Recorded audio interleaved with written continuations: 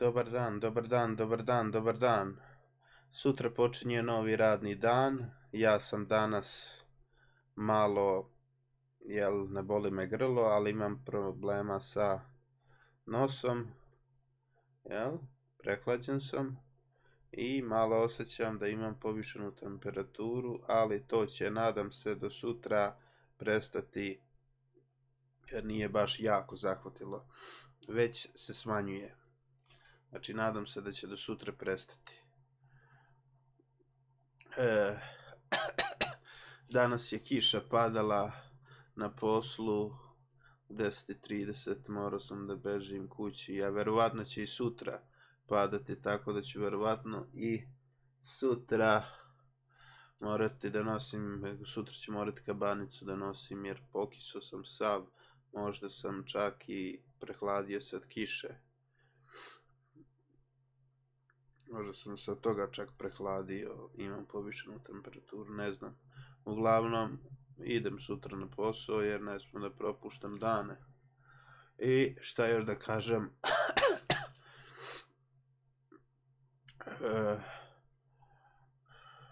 onako ide posao i sve ide. Sad jedino ako budu počeli smanjivati broj radnika, ja sam prvi verovatno na spisku, pošto sam poslednji došao i to. Sad,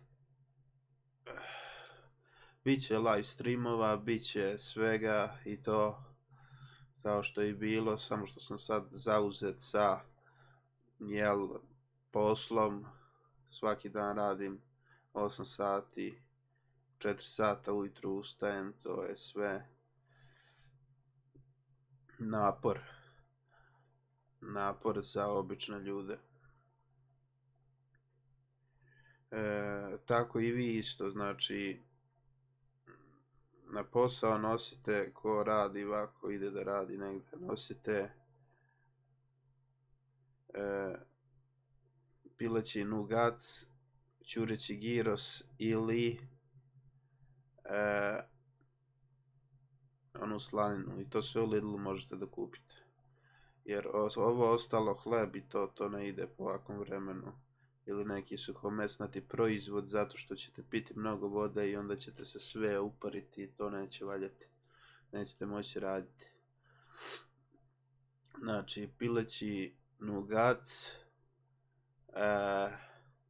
ćureći giros, sad može i ta slanina da prođe, nije to baš suva slanina, ta iz Lidla, italijanska slanina, kako se zove već, to je nasečeno. I 2 flaše rosa vode od 1,5 litru. Znači, rosa voda, ona je najbolja voda i to vam je najbolje da nosite na posao, jer sigurno nećete imati neku mučninu ili tako nešto ako pijete rosu. To je to, dao sam sve savete iz mog iskustva i sve. I nemojte, ako idete da berete jabuke, na primjer, nemojte čizme da nosite, jer ne možete čizmama raditi. Ima tu da se šeta i sve i nemojte čizme. Pazite samo da ne stanete u blatu. To bi bilo to i pozdrav, zdravo.